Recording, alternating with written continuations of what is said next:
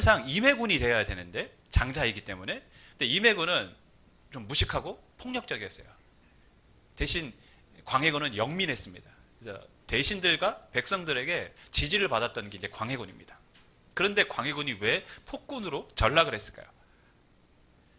이 전쟁이 끝나고 이제 풍파가 일어나기 시작합니다. 세자로 책봉되면 왕위를 계승하는 문제가 끝날 줄 알았는데 중전이었던 그 왕후가 전쟁 이후에 죽습니다. 그리고 새로운 중전을 맞이하게 됩니다. 그 18살밖에 안 되는 임목 왕후를 중전으로 맞이합니다. 근데 놀랍게도 이 나이 든 선조와 임목 왕후 사이에 그만 아들이 생겨버립니다. 임목 왕후 아들을 낳아요. 영창대군이 태어납니다. 느지막하게 아들을 받습니다. 얼마나 사랑했겠습니까? 그것도 물론 뭐 둘째 중전이긴 하지만 자신의 정실 부인에게서 아들이 태어났어요. 그래서 선조가 이 아들을 너무 사랑합니다. 영창대군을 엄청 사랑합니다.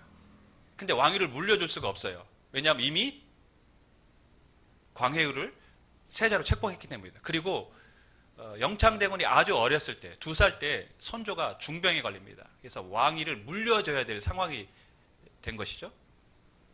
영창대군은 너무 어리기 때문에 물려줄 수도 없고 이미 세자로 광해가 책봉되기 때문에 광해가 왕의 자리에 오르게 됩니다. 근데 끝난 게 아니에요. 여기서부터 이제 사단이 벌어지기 시작합니다. 어떤 문제가 일어나냐면 임해군, 자신의 형이죠. 그리고 영창대군을 옹립하려는 세력들이 끊임없이 광해의 그 정치 하는 일에 시비를 거는 것이죠. 그러니까 광해가 참을 수가 없으니까 형 임해군을 유배를 보냅니다. 유배를 보내고 거기에 사약을 내려 죽게 합니다. 두 번째, 그 뒤에 몇 년 뒤에 영창대군은 옹립하려는 세력들이 있었고 이 영창대군을 통해서 반역을 꾀하려고 하니까 그것을 알고 영창대군도 유배를 보내요. 그리고 영창대군도 질식해서 죽게 합니다. 영창대군을 그 방에 넣고 방불을 세게 해서 거기서 질식해서 죽게 합니다. 그리고 나서 그 영창대군의 어머니죠. 임목대비죠. 이제는 늘 불평하고 늘 원망을 합니다. 그렇기 때문에 이 임목대비마저도 대비라는 칭호를 삭제를 해버립니다. 그러니까 어머니로 인정하지 않은 거예요. 물론 자신의 생모는 아니지만 아버지 선조의 정실 부인이기 때문에 자신이 어머니라고 불렀던 것이죠. 광해가 실은 임목대비보다 나이가 10살 가까이 많아요. 근데 이 임목대비를 그럼에도 불구하고 이제 어머니라고 부를 수밖에 없는 상황이죠. 선조의 중전이었기 때문에. 그런데 이 대비라는 칭호를 삭제하면서 자신의 어머니로 인정하지 않은 것입니다. 그리고 서궁에 유폐를 시켜버려요. 그러니까 거기 평생 살게 합니다. 그러니까 광해는 졸지에 뭐가 됐습니까? 친형을 죽였어요. 배다른 동생도 죽였습니다. 생모는 아니지만 어머니로 인정하지 않은 아주 폐륜적인 왕이 돼버린 것이죠. 그래서 조선시대의 그 가장 포악한 왕 중에 한 명이 돼버린 것입니다. 여러분, 근데 실은 광해는 어렸을 때 많은 대신과 백성들에게 지지를 받았던 그런 왕입니다. 그런 왕자였어요. 그런데 왜 이렇게 폭군으로 전락을 했을까요? 끊임없이 누가 있었습니까? 왕의 자리를 도전하는 세력이 있었기 때문에 그렇습니다. 그것을 지키려다가 결국 광해는 폭군이 되어져 버린 것이죠. 오늘 본문의 이야기, 설교 제목이 뭡니까? 왕이 도전을 받답니다. 예수님이 지금 도전을 받기 시작합니다. 마태복음에 제가 지금까지 여러분에게 드렸던 말씀들을 다시 한번 요약을 하면 마태복음 1장 왕이 이 땅에 오셨다는 것이죠. 그분은 다윗의 후손으로 오셨습니다. 그러니까 왕족으로 오셨다는 거예요. 이 땅에 왕으로 오신 분입니다. 그러면서 2장의 네 장소에 대해서 설명하면서 약속대로 오셨다는 것입니다. 어쩌다 오신 분이 아니라 성경에 이미 약속했던 그분이 오셨다고 말씀하고 계시고 3장의 세례 요한에게 세례를 받으면서 왕이 이제 본격적으로 이 땅에서 사역을 시작하게 되었음을 알리는 대관식이 시작되었습니다. 그 4장에서 사탄에게 시험을 받습니다.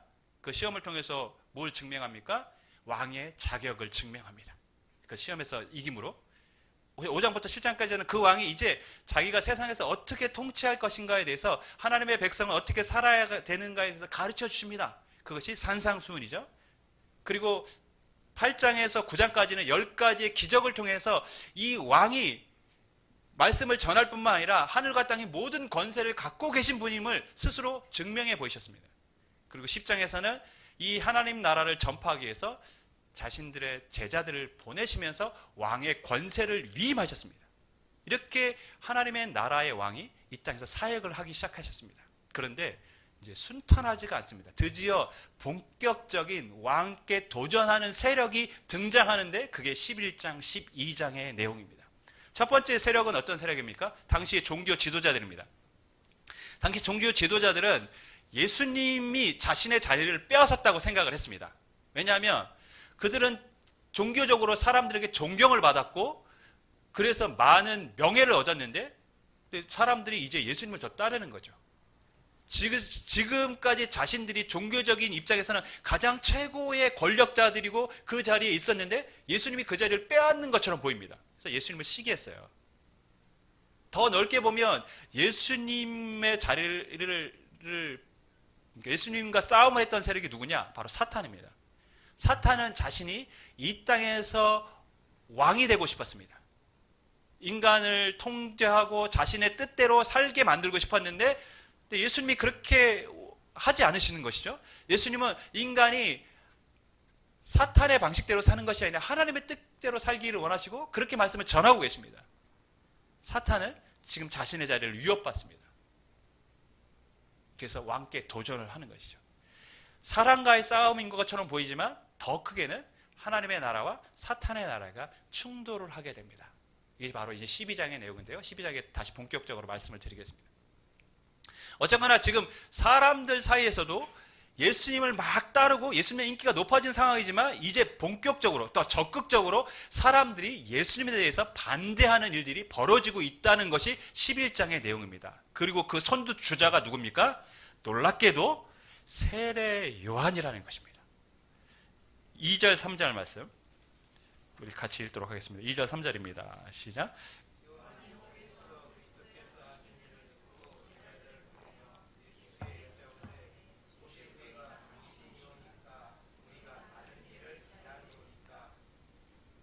요한이 옥에 갇혔을 때에 제자들을 보내서 예수님에게 물어보겠습니다. 뭘 물어보겠냐면 당신이 오실 그이가 맞습니까? 아니면 우리가 다른 사람을 기다려야 됩니까? 무슨 말이냐면 당신이 우리가 기다렸던 메시아 맞습니까? 그리스도 맞습니까? 아니면은 우리가 다른 메시아를 기다려야 됩니까? 지금 이렇게 묻고 있는 거예요.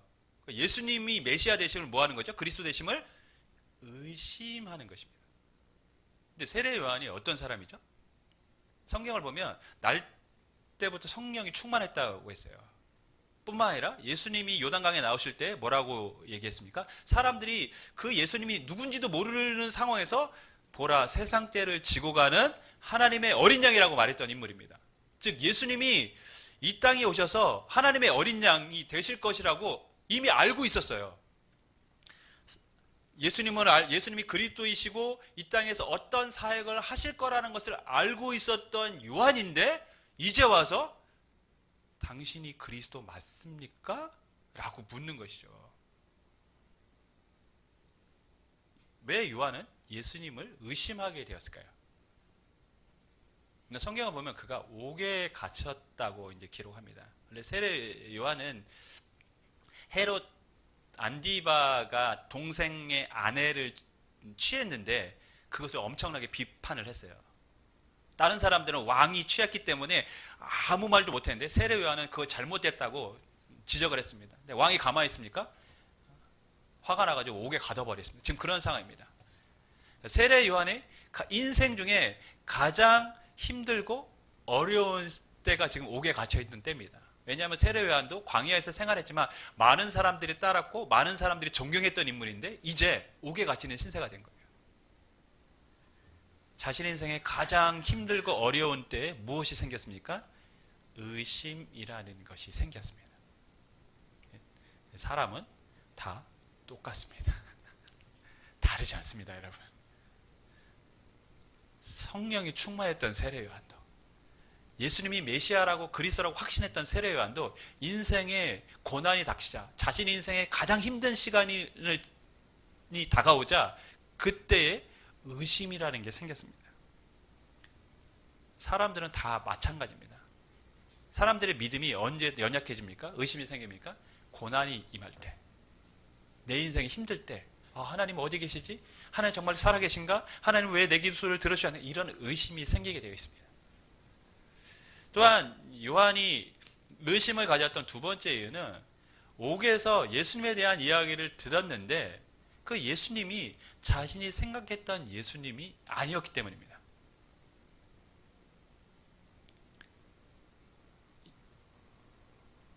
예수님이 이제 세리 마태와 함께 많은 세리와 죄인들과 식사를 했던 때가 있었습니다.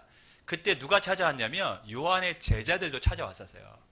요한의 제자들이 찾아와서 뭐라고 예수님께 좀 따졌냐면, 우리와 바리새인들은 금식을 하는데 왜 당신의 제자들은 금식하지 않고 이렇게 죄인들과 먹고 즐기고 있습니까? 그러니까 그들이 생각했던 메시아는 누굽니까? 바리새인들보다, 다른 어떤 사람들보다 종교적인 일에 열심히여야 하는 것입니다. 그리고 바리새인들보다도 더 경건한 모습, 외적 모습이 있어야 된다고 생각했던 것입니다. 그런데 예수님은 그렇지 않은 거죠. 죄인들을 가까이 하고 죄인들과 식탁의 교제를 갖고 그 당시 부정하다고 생각되는 사람을 서슴없이 만나고, 그러니까 그들이 생각했던 메시아 그리스도는 정말 바리새인보다도 경건해야 될 것 같은데 그들이 보기에는 예수님은 전혀 그런 모습이 아니었던 것이죠. 그래서 이 사람이 정말 메시아가 맞아? 라고 의심을 가졌던 것입니다. 본인들이 그려놨던 누가 있습니까? 그리스도에 대한 상, 메시아상이 있었던 것이에요. 그것과 다르기 때문에 의심이 생긴 것이죠. 이렇게 의심하는 요한에게 예수님이 뭐라고 답변하십니까? 먼저 5절 말씀 우리 같이 읽도록 하겠습니다. 시작.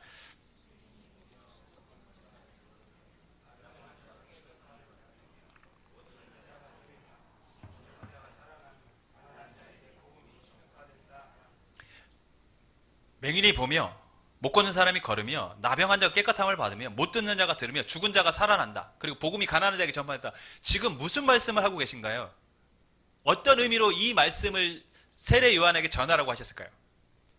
놀라운 기적이 일어난다. 봐라, 내가 메시아가 맞다. 라고 말씀하시는 것이 아니라 이 말씀은 이사야 35장의 말씀을 인용하신 겁니다. 이사야 35장의 말씀은 메시아가 오면 이러한 일들이 일어날 거라고 예언된 말씀인데 지금 그 예언된 그대로 이 땅에 이루어지고 있다는 것입니다. 그러니까 예수님은 지금 기적을 통해서 내가 메시아라고 직접 말씀하는 것이 아니라 성경 말씀을 인용하신 것은 너희들이 생각했던 메시아는 아닐 수 있지만 지금 성경에 기록된 대로 메시아가 그 일을 하고 있다는 것입니다. 나는 누구냐는 것입니까? 너희들이 생각한 메시아는 아닐지 모르지만 나는 성경에 약속한 메시아라는 것이죠. 그러므로 이 말은 뭐냐면 너희가 그려놓은 메시아를 믿지 말고 성경에 기록된 메시아를 믿으라는 것입니다. 왜 의심합니까? 내가 그려놓은 메시아가 있기 때문에 의심했던 것입니다.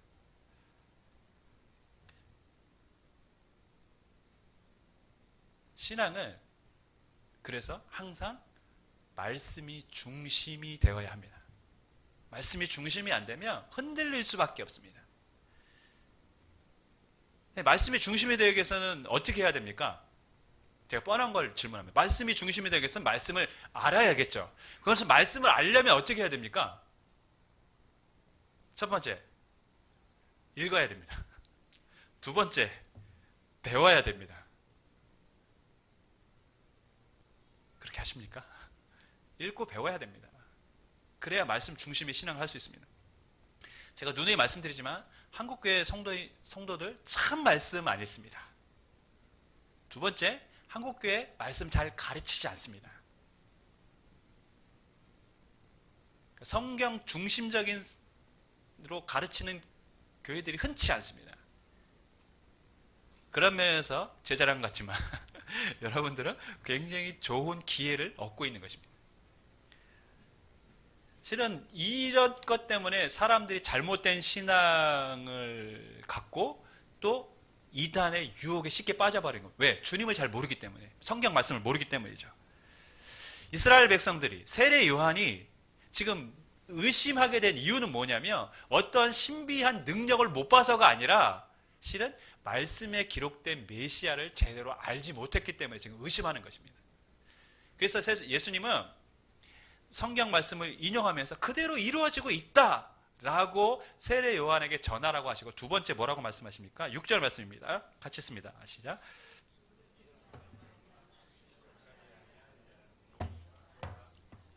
누구든지 나로 말미암아 실족하지 않으냐 하는 자는 복이 있도다. 실족한다라는 것은 무엇입니까? 넘어진다라는 것이죠. 어떤 사람 때문에 믿음을 가지려고 했는데 포기하는 것입니다. 예수님 때문에 왜 실족하죠? 실은 간혹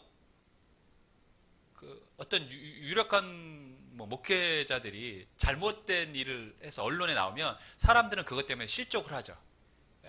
예수 믿어봐 다 소용없어. 그렇게 실족할 수 있습니다. 실망할 수 있습니다. 그래서 믿음을 포기할 수도 있습니다. 교회 가봐야 다 소용없어. 목사들 배만 채우는 거야. 이렇게 세상 사람들이 생각하기도 합니다. 세상 사람들이 실족한 것입니다. 그럼 왜 사람들로 하여금 예수님 때문에 실족하지 말라고 하십니까? 실은 예수님이 어떤 잘못을 해서가 아니라 이 말씀은 그들이 예수님에 대해서 잘못 알고 있었다는 것입니다. 자신들이 그려놓은 예수님이 있는데 그 예수님과 다르니까 실망을 한 거예요. 나로 말미암아 실족하지 말라는 것도 같은 의미죠. 네가 원했던, 네가 기대했던 메시아가 아니라고 의심하거나 실망하지 말고 끝까지 믿음을 가지라는 것입니다. 그러면 복이 있을 것이다. 사랑하는 여러분, 하나님은 때때로 우리가 기대했던 하나님과 참 많이 다를 수 있습니다. 그죠? 예수님을 믿으면 좋은 일 많이 생기고 부자 될 줄 알았는데 전혀 그렇지 않습니다. 내가 기대했던 하나님과는 다릅니다. 자녀들이 예수님 안에서 잘 자라고 길이 형통할 줄 알았는데 이놈들은 믿음도 없고 속만 썩이고 애물단지처럼 전락되어 버렸습니다. 내가 기대했던 하나님이 아니에요. 내가 기대했던 대로 나의 가정이 지금 되지 않아요. 중요한 일을 앞두고 분명 그것이 하나님의 인도하심이 있을 거라고 믿고 기도했는데 내가 생각한 대로 되지 않았습니다. 때때로 우리는 내가 기대했던 것과 다른 하나님을 만나게 됩니다. 실은 많은 사람들이 자신이 그려놓은 하나님이 있어요. 근데 그것대로 이루어지지 않으면 실망을 하는 것이죠. 하지만 여러분, 예수님은 그럴 때라도 실망하거나 실족하지 말라고 말씀하십니다. 우리가 기대했던 대로 하나님은 역사하시지 않을 수는 있습니다. 하지만 분명한 사실 하나는 하나님은 말씀대로 역사하시는 줄 믿습니다. 말씀대로 일하십니다. 그래서 우리는 그 하나님을 말씀을 붙잡고 끝까지 신뢰해야 되는 것이며 그런 자에게 하나님이 주시는 복이 임하는 줄 믿습니다. 그렇게 지금 예수님 말씀하고 계십니다. 여러분, 정말 많은 사람에게 존경을 받았던 세례 요한이 의심을 하고 있는 상황입니다. 하물며 우리일까 보냐. 그죠? 그럼 이 세례 요한을 우리가 어떻게 평가를 해야 될까요? 믿음이 좋은 사람입니까? 믿음이 없는 사람입니까? 예수님은 세례 요한을 이렇게 평가하셨습니다. 11절 말씀 우리 같이 읽습니다. 시작.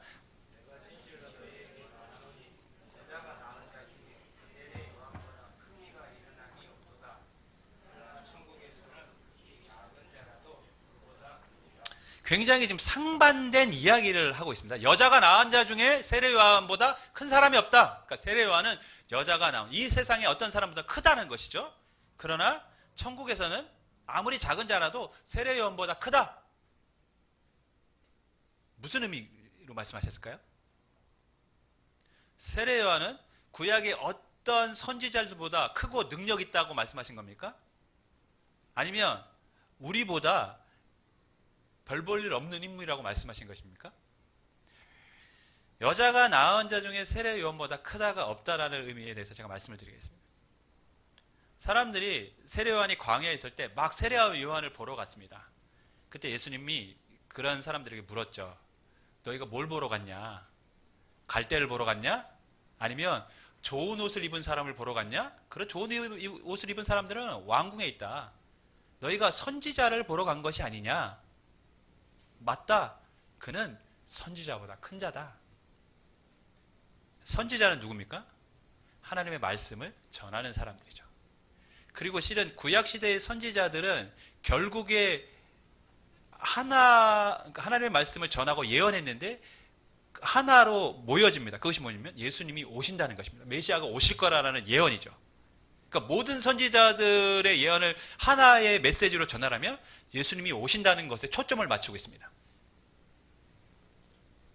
그럼 세례 요한은 누굽니까?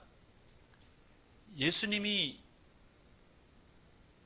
사역하기 바로 전에 예수님에 대해서 미리 증거했던 선지자입니다.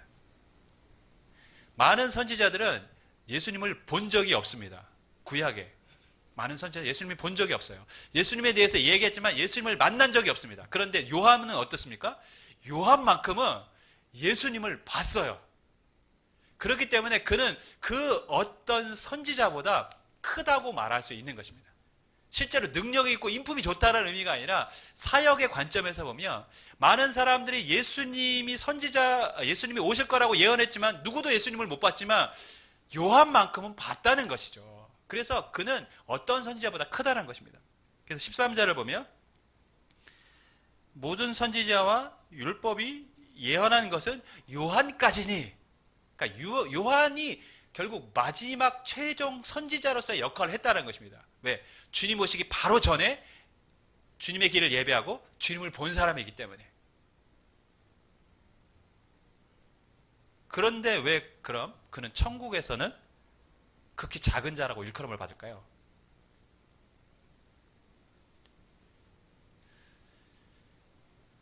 요한은 예수님을 봤습니다. 근데 못 본 게 있어요. 뭘 못 봤을까요? 예수님의 죽으심과 부활을 보지 못했습니다.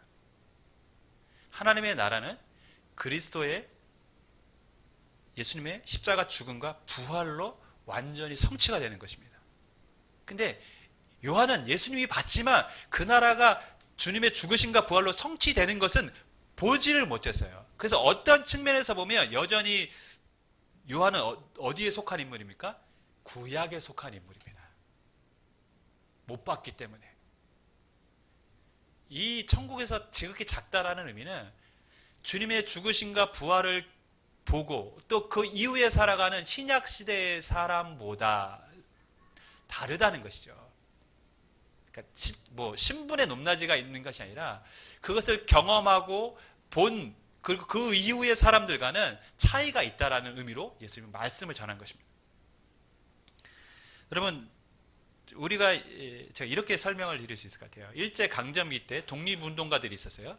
독립운동가들이 나라의 독립을 위해서 엄청나게 일을 했습니다. 자신의 목숨을 바쳐서 희생을 했습니다. 근데 독립을 보고 돌아가신 분들도 있지만 독립을 경험하지 못하고 돌아가신 분들도 상당히 많습니다. 근데 이들이 생각했던 나라는 어떤 나라입니까? 대한민국이 독립해서 정말 새로운 나라가 되겠다라는 그런 기대감이 있었고 그렇게 독립운동을 했습니다. 근데 지금과 같은 발달된 이런 대한민국을 상상이나 했을까요? 그들이 생각했던 나라보다 지금의 대한민국은 정말 상상할 수 없을 정도의 나라입니다. 요한이 시대까지는 메시아를 기대했지만 그들이 기대했던 그리스도가 이룬 하나님의 나라, 그 은혜와 주님이 주시는 복은 이전에 기대했던 선지자들이 바랐던 것과는 전혀 다른 차원의 시대인 것입니다. 그렇기 때문에 요한은 신약의 시대의 사람 비교해보면 작은 자라고 말할 수 있었던 것입니다. 여러분, 우리는 지금 그런 시대를 살고 있습니다. 하나님의 은혜와 사랑이 우리 가운데 정말 끊임없이 부어지는 세대 가운데 우리가 살고 있습니다. 복이라고 믿으셔야 됩니다. 그래서 예수님은 12절에 세례 요한에게 이렇게 말씀하셨습니다. 12절 말씀 우리 같이 읽습니다. 시작.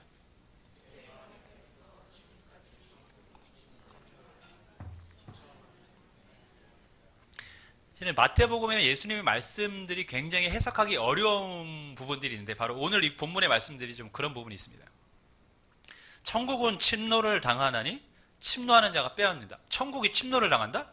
천국에 도전하는 세력들이 있고 그럼 그 천국을 뺏어간다라는 의미입니까? 천국에 도적들이 있어서 도적들이 천국에 들어와가지고 귀한 것을 다 훔쳐간다는 의미입니까? 세례 요한의 때부터 지금까지 라고 말씀하셨습니다. 세례 요한이 회개하라 천국이 가까이 왔다라고 말씀했습니다. 예수님이 이 땅에 오셨고 하나님의 나라가 이 땅에서 시작되었습니다. 이때부터 천국은 침노를 당한다고 했습니다. 이 침노를 당한다는 얘기는 도전을 한다는 얘기가 아니라 사람들이 예수님께 적극적으로 찾아왔다라는 것입니다. 그 나라에 들어가기 위해서. 실제로 많은 지역의 사람들이 예수님을 만나기 위해서 막 몰려들었습니다. 그 사람들에게 예수님 뭐라고 말씀하셨습니까? 산상수훈에서 심령이 가난한 자는 복이 있나니 천국이 그들의 것이며 너희들의 것이며 이렇게 말씀했습니다. 많은 사람들이 예수님 앞에 찾아왔습니다. 그들은 열심과 열정을 갖고 찾아왔습니다. 그래서 결국 그들은 천국을 소유하게 됐습니다. 천국은 침노를 당하나니 침노하는 자가 빼앗는다는 얘기. 그들의 관점에서 얘기한 거죠. 그들이 열심을 갖고 주님을 앞에 나왔고 그들은 결국 천국 백성이 되었다는 것입니다. 무슨 말이냐면 적극적으로 은혜를 구하고 하나님을 찾는 자들이 주님을 만나고 주님의 나라를 얻게 될 것이라는 것입니다. 왜 지금 이 상황에서 이 말씀을 하고 계실까요? 천국에 대한 도전이 있습니다. 주님에 대한 도전이 있습니다. 사람들은 하나 둘씩 믿음의 자리에서 이제 떠나가고 있습니다. 근데 예수님 뭐라고 말씀하십니까? 더 적극적으로 주님을 찾으라는 것입니다. 그러면 천국을 얻게 될 것이다. 그렇게 가르쳐 주신 것입니다. 예수님에 대한 도전 2000년 전에만 있는 것이 아니라 지금도 우리 시대에 있습니다. 이단이 도전을 합니다. 예수님이 아닌 다른 것에 구원이 있다고 얘기를 합니다. 무신론자들은 아예 신이 없다고 도전을 합니다. 불신자들은 교회가 필요 없다고 손가락질을 하면서 불신적인 감정으로 도전을 합니다. 신앙생활하기 참 어려운 시대를 지금 우리가 살고 있습니다. 이 시대를 살아가는 사람들에게 주님 동일하게 말씀하고 계십니다. 침노하는 자가 빼앗는 것입니다. 열심을 갖고 주님을 찾는 자가 주님의 은혜를 경험하는 것입니다. 하나님은 지금도 말씀대로 역사하시는 줄 믿습니다. 우리가 더 적극적으로 주님을 찾고 주님을 예배한다면 하나님은 그 사람에게 반드시 은혜를 베풀어 줄 줄 믿습니다. 지금 주님이 약속한 복이 또한 그들에게 임할 줄 믿습니다. 주 안에 사랑하는 여러분, 우리가 더 적극적으로 말씀을 알기 위해서 또 은혜를 받기 위해서 사모하는 심령으로 주님을 찾는 천국을 침노하는 자들이 되기를 주님으로 간절히 축원하겠습니다. 기도하겠습니다.